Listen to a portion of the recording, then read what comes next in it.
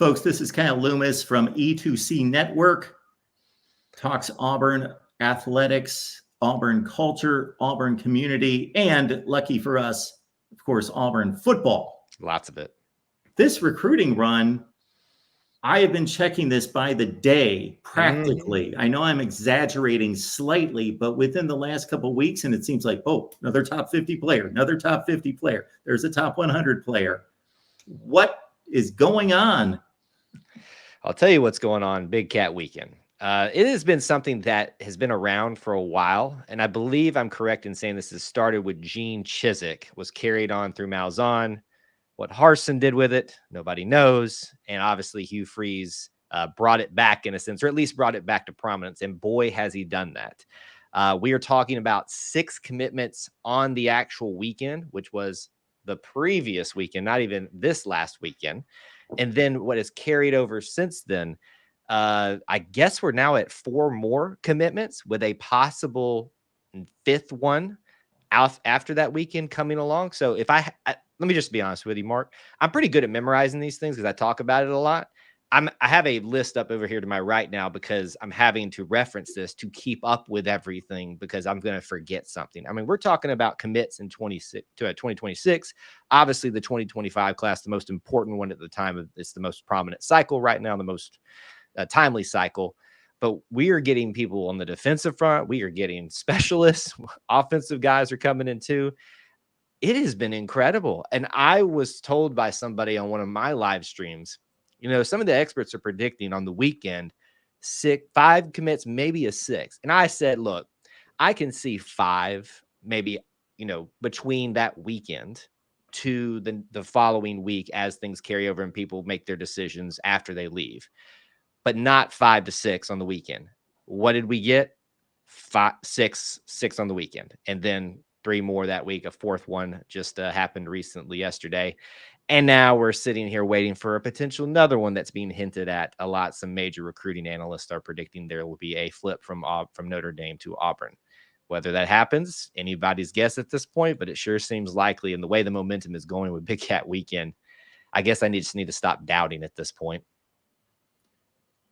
The last time that Auburn had a good football season, in my evaluation, 2019, they had a decent season, top 15 team, 9-4, lost the bowl game. A really good season, up to Auburn standards. I'd go to 2017, of course, with the 2 huge wins in November, the SEC championship game appearance. So a lot of critics, of course, in the era that we find ourselves would say, well, why is Auburn getting all these? They've been under 500 for 3 straight years. Why are they getting all these top recruits? They must be paying them. Well, first of all, we've got to remind everyone that's above board. That's fine. We're good. Sorry. Now, but also Auburn's never not recruited in the top 10 to 15 in the country, and more so in the top 10 when they've had stability. Right. And maybe they finally still have that at this point, have stability. And so I think in talking to college football fans, as I do from all over the country on a daily basis, we've lost track of how Auburn is supposed to be run and what type of talent is acquired and how good this program is historically. Yeah. Well, and it kind of goes back to this, Mark. I get asked a lot, and I'm sure you do as well. What's your prediction for this season? What's your prediction this season? And I haven't given my official season prediction yet, but relating it to this recruiting conversation, I always say my operating procedure is Auburn at a bare minimum is capable of 8-4 every single year. Just historically, just the talent that they're able to bring in, as you can see right here, even having several seasons of below par, what we expect. Auburn just for some reason is able to convince these kids, no matter who the coach is, what the system of offense or defense there, we just historically are able to stay in the picture, even if we're a little bit further out of it. So yes, I get it's weird for everybody to look and see Auburn's just piling in the recruits right now in 2025 and 2026. But this is a lot of effort and work that's been put in by Coach Hugh Freeze. This is one of the things that he was using to sell himself for coming to take this Auburn job is his ability to recruit. He did it at Ole Miss. He, has done it at other places, and he's obviously doing that here now. As you just brought up with the comment, the #1 class currently in 2026. And while rankings really don't matter in the grand scheme of things, that is still a really cool thing to talk about. We're talking about a team that has yet to have, in the last 3 seasons, a winning record. Make that make sense for me. That just doesn't make sense at all. But in some ways it does if you know the history of Auburn and how they, like you said, they've been able to stay within that top 15, top 20 range in whatever recruiting site that you're looking at with who they're able to pull in. It's just, we've got some good things to sell at Auburn, even outside of who the coach is. And when you have a coach that does their job at recruiting, it's an amazing thing what can happen. Top 15 to 20 when they're down. Yeah, Folks top one might be a little surprised if they backtrack through the years how many top 10 classes Auburn has pulled in. Yes, it can be surprising if you go back and look at the history.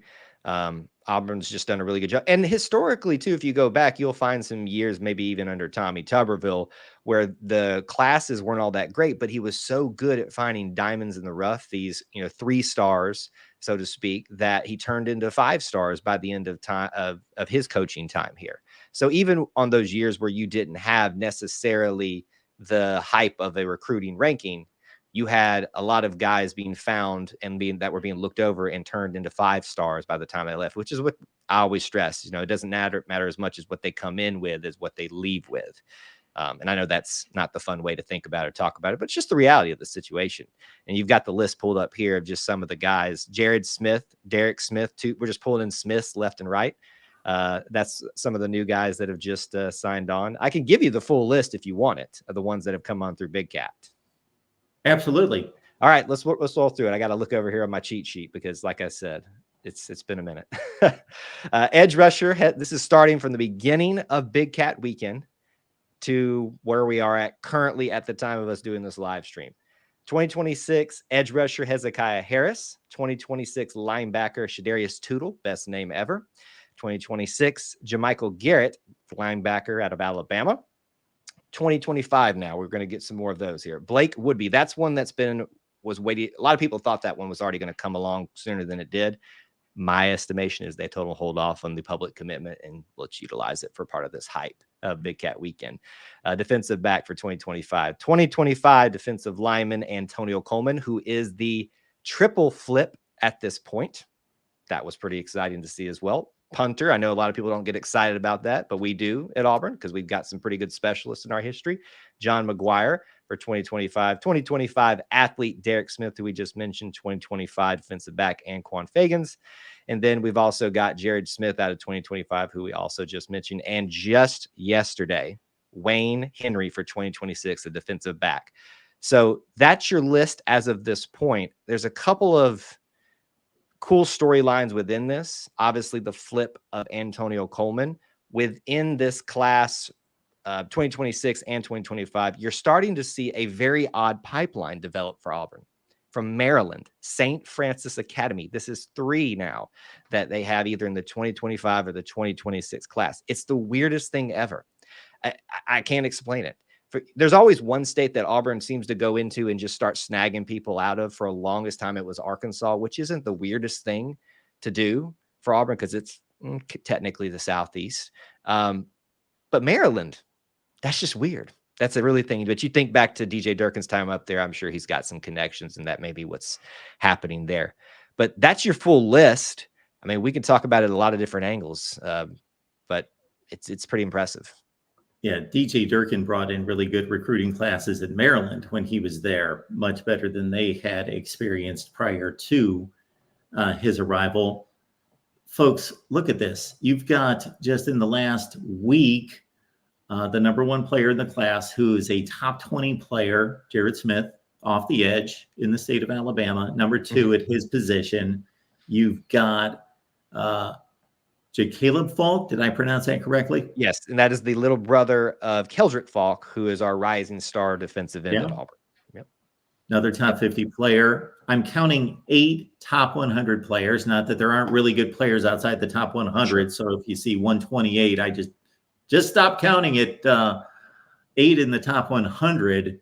And again, just here in the last less than 2 months, Eric Winters, top 50 player roughly. And then you got Derek Smith, who we talked about, the wide receiver, who's number 2 at the wide receiver position. Yep, and this is a flip from Alabama as well. So I think that's some of the things that you get excited just about the sheer numbers of people that are committing, but there's some pretty cool storylines such as the flip. So you had an Antonio Coleman flip, the triple flip now at this point, and then Derek Smith, who is also a flip from Alabama. So that the fact that here's the biggest thing: if you go look at the 2025 state of Alabama rankings, depending on where you go, you're going to see some variation. But I believe this site and this company that you have pulled up right now, you will find that Auburn has 8 of the 10 top 10 players out of the state of Alabama. Guess how many Alabama has in that site? 0. Explain that to me. Ohio State has the other 2. And there's some people convinced that we're just going to flip them 2 and sweep the top 10. Yeah. I'm not part of that group necessarily yet, but I guess, as I told you, I just need to stop doubting. Well, I wouldn't be surprised by that because Ohio State, while having a great track record of going to, let's say, Florida in particular, it is difficult for them as being the one kind of entry from the north to be able to make those kind of overtures and get to the south. They do lose a lot of them that they initially get because of the distance and because players get talked back into, hey, stay home. Right. Yeah, it's rather astounding. And another point to extend on being able to retain the state of Alabama would be the football level in the state of Alabama just continues to. So I don't think nationally people think of Alabama as being a great football state from the standpoint of fan interest and, of course, the 2 great schools, but not at the high school level. But man, if you look at the players in the state of Alabama, it has eclipsed a lot of other what are considered traditionally better football playing states like Ohio, Pennsylvania, states like that. Alabama has just completely blown them away. Yeah, and if you look at it, you're going to find 2 states that have a lot of talent come out of them, Georgia and Florida, which are 2 of Auburn's most important states to recruit out of in every single recruiting cycle they do. I think sometimes that gets overshadowed a little bit because you're right there next to them. And then we talk about just the national picture, your Ohio's, your Texas's, obviously, that get a lot of the attention in terms of where the major recruits are coming from in terms of numbers. Alabama high school football is pretty dang good, folks. I mean, if you've ever watched MTV, you probably saw the Hoover Dynasty that was built, the show that they did that called Two-A-Days, I think is what it was called. I don't know how Hoover's doing much these days. I think they're still relevant, but not to the dominance they were. The state of Alabama is pretty good at football, college, high school. We know a little ball. And I mean, that's just how it is. And the bar, as you kind of started off saying, is continuing to be raised on the college level. Alabama's success, as much as it pains me to admit it. And then Auburn is, trying to get back up to, but keep pace with that as well. It just continues to bring each other up because I think that's what makes it such a great rivalry, what makes it a great interest point in college football too.